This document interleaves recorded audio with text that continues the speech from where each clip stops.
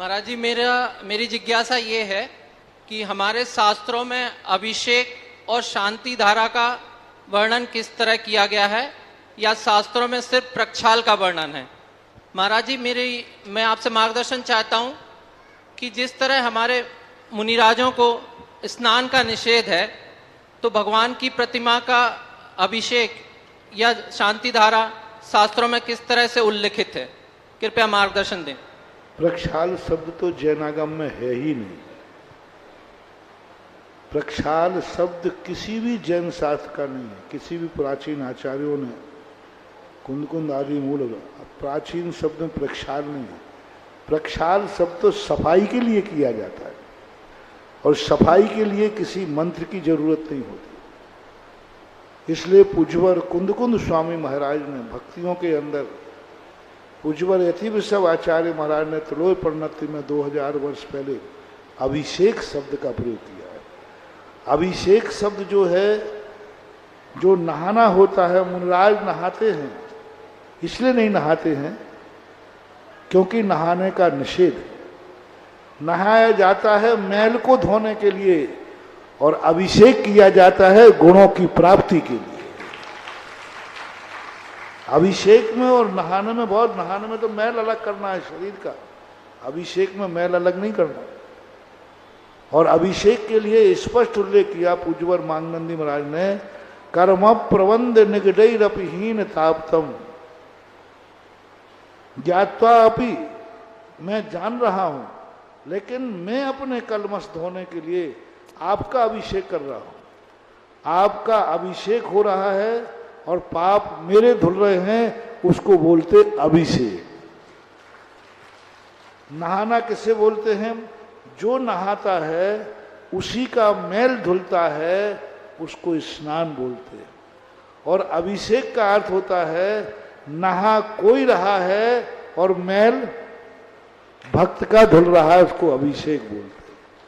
तीसरी बात जो आपने कही कि मुनिराज नहीं नहाते हैं, तीर्थंकर नहीं नहाते, कभी उन्होंने मुनि दीक्षा के बाद नहाते नहीं। लेकिन हमारे यहाँ आश्रम में 4 अभिषेक का उल्लेख मिला है। एक अभिषेक जन्माभिषेक, दीक्षाभिषेक, राज्याभिषेक और प्रथमाभिषेक। प्रथमा के अभिषेक के लिए आप यहाँ तो छोड़ो, देवता स्वर्गों में रहते हैं, प्रतिदिन अभिषेक करते, प्रक्षाल नहीं करते, क्योंकि वहाँ गंदगी है ही नहीं, वहाँ धूल है ही नहीं। अभिषेक करते, प्रतिदिन करते थे। शार्निच कालम अंशे में देवता को ऋषभ देव ने भरत चक्रवर्ती के लिए अपने समोषण में विद्वान था। चक्रवर्ती ने एक प्रश्न किया कोई संकट की बात लेकर, तो ऋषभ देव ने खुद बोला कि चक्री जाओ, प्रतिमाओं का अभिषेक करके गंधोदक धारण करो। तब बात कही गई कि प्रभु आप साक्षात बैठे हो, तो फिर मैं प्रतिमा का अभिषेक क्यों करूं? बोले साक्षात तीर्थंकर का अभिषेक नहीं कर सकते हो, प्रतिमा का अभिषेक कर सकते हो, और जो समस्या तुम्हें है वो अभिषेक से ही दूर होगी। जिस रोग की जो दवाई है वो लेना पड़ेगी। यहां तुम्हें गंधोदक चाहिए है, और मेरा गंधोदक तुम ले नहीं सकते, मेरा अभिषेक तुम कर नहीं सकते, मुझे तुम छू नहीं सकते। इसलिए भरत चक्रवर्ती को भगवान ऋषभ देव ने समोषण में से उठा करके और भगवान की मूर्तियों का अभिषेक करने भेजा था। विजयार पर्वत में जाकर के वहां पर अरहंत भगवान की मूर्तियों का अभिषेक किया। इसलिए अकृत्रिम चैत्यालयों का नित्य अभिषेक होता है। देवता नित्य जो छायक सम्यक दृष्टि है, स्वधर्मेंद्र, वो भगवान का नित्य अभिषेक करता है। इसलिए अभिषेक इस क्रियाओं से मत जोड़ो कि मुनिराज नहीं नहाते हैं, भगवान भी नहीं नहाते, नहाते नहीं हैं। और नहाया अपने हाथ से जाता है, और अभिषेक भक्त के हाथ से किया जाता है। नहाया अपने हाथ से जाता है, अपने लिए नहाया जाता है, अपना मैल धोने के लिए कहा जाता है। लेकिन अभिषेक में वो स्वयं नहीं नहाते, भक्त नहाता है, और भक्त के मैल धोने के लिए भगवान का अभिषेक होता है। इसलिए प्रतिमाभिषेक का एक महत्व है। मुनिराज देखो अभी नहाते तो नहीं हैं, लेकिन पैर धोना, हम पैर धो सकते हैं, पैरों का अभिषेक नहीं कर सकते।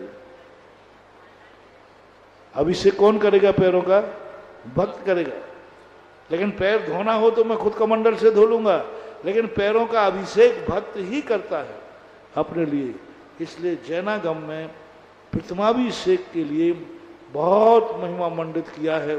प्रथमानुग के ग्रंथों में, सिद्धांतों के ग्रंथों में उसको साक्षात तीर्थंकर से नहीं जोड़ना, क्योंकि उसका वर्णन किया है, प्रश्न उठा के वर्णन किया कि साक्षात तीर्थंकर नहन नहीं करते हैं।